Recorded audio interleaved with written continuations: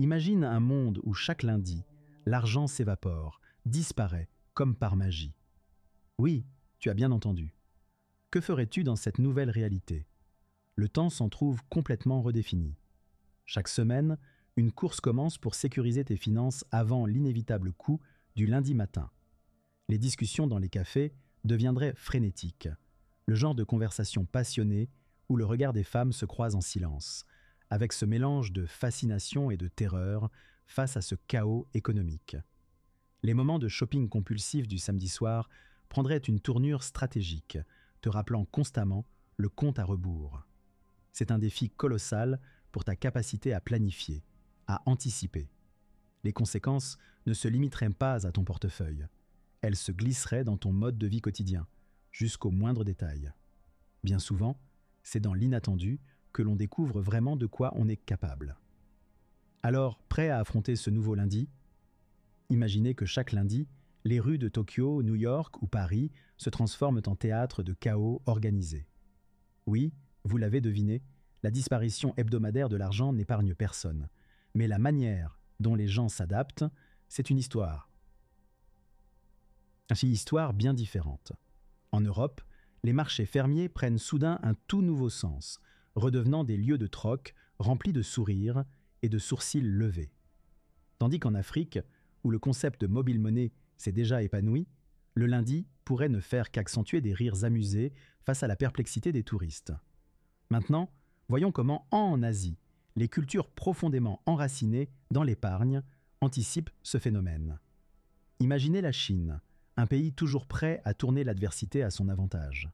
Là-bas, les groupes WeChat explosent de messages frénétiques chaque dimanche soir.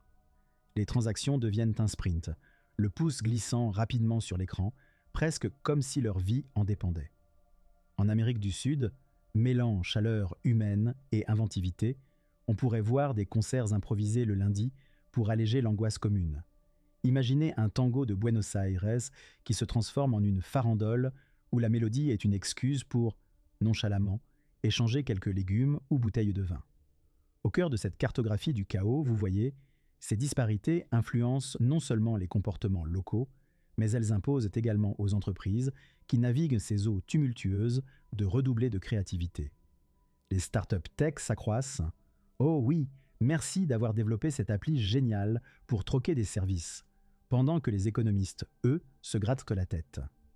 Comment mesurer la santé d'un pays dont l'économie s'évapore un jour par semaine? En vérité, ces variations régionales illustrent une vérité fondamentale. L'adaptation est le maître mot dans ce nouveau paradigme. Prêt pour le prochain lundi? C'est là que le voyage continue. Avec le choc initial dépassé, il est temps de plonger dans la danse des adaptations immédiates. Imaginez-vous ce lundi matin. À New York, le soleil peine à percer les gratte-ciel, tandis que les rues se remplissent de visages marqués d'angoisse, mais aussi de quelques sourires en coin. Partout, l'air est saturé d'un mix étrange, de panique et de résilience. Alors que l'argent s'évapore, les cafés bouillonnent d'accords improvisés. Un espresso contre un billet de métro, ça vous dit? Oui, même ici, tout le monde cherche à s'adapter rapidement. De l'autre côté de l'Atlantique, à Paris, les boulangers entassent des baguettes derrière leur comptoir, attendant cette ruée de clients préférés troquer un pain pour un service. Les marchés des puces réinventent leurs transactions en une danse délicate où les regards calculent autant que les pieds se déplacent. On se salue, on marchande, tout en gardant un œil sur l'horloge. Chaque minute compte avant le retour de l'ère numérique.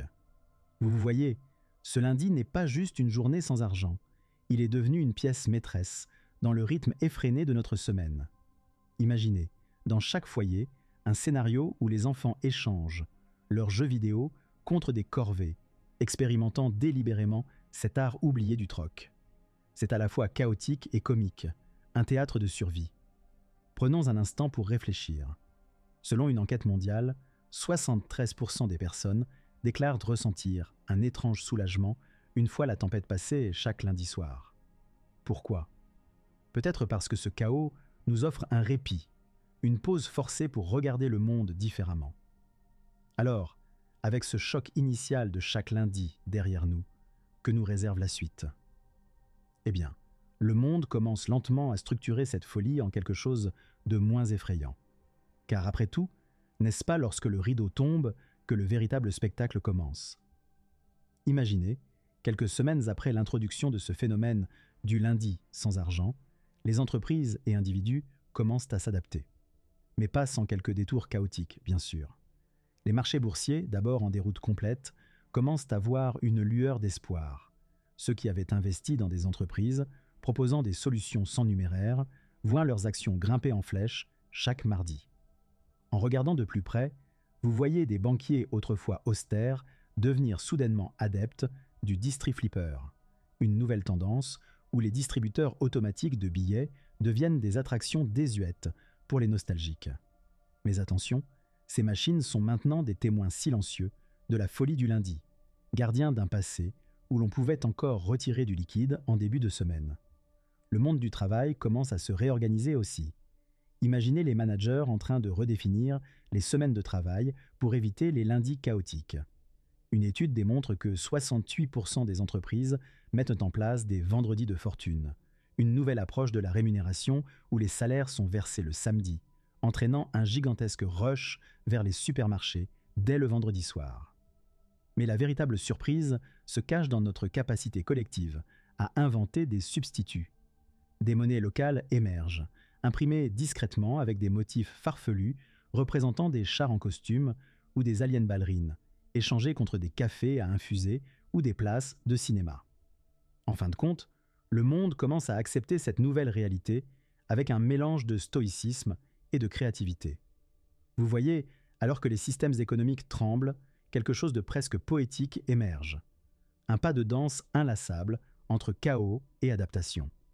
Mais reste avec nous, car la prochaine étape de cette révolution commence à chaque nouveau lundi. Et qui sait ce que l'avenir nous réserve? Imaginez-vous quelques mois après le début de cette aventure économique hebdomadaire, alors que les sociétés et les individus se sont progressivement adaptés à cette volatilité. Vous voyez, une fois le choc initial passé, la communauté internationale commence à voir la beauté dans ce chaos apparent, transformant chaque lundi en une masterclass de résilience collective. Prenez par exemple la ville de Berlin, où les quartiers alternatifs voient naître un jour de la création. Avec une touche d'ironie, les habitants passent leur lundi à créer des œuvres d'art à partir d'objets recyclés, tout en échangeant des conseils de survie. On commence à parler des lundis berlinois dans le monde entier. En parallèle, une étude récente révèle que 61% des ménages à travers le globe ont adopté le jardinage urbain. Vous vous demandez pourquoi? L'autosuffisance devient une priorité et chaque balcon se transforme en mini-potager, alimentant des communautés locales prêtes à remplacer le modèle de consommation effréné des décennies passées. Pendant ce temps, les économistes s'acharnent à comprendre ce phénomène improbable. Une théorie commence à émerger. Et si cette épreuve récurrente augmentait en réalité la qualité de vie? Certains affirment que la disparition de l'argent les lundis incite à l'innovation, avec des effets positifs sur le bien-être personnel. Imaginez, 64% des employés souhaitent désormais maintenir une semaine de travail raccourcie, les vendredis étant devenus le nouveau pique-nique national au bureau, un espace de convivialité et non plus de productivité frénétique.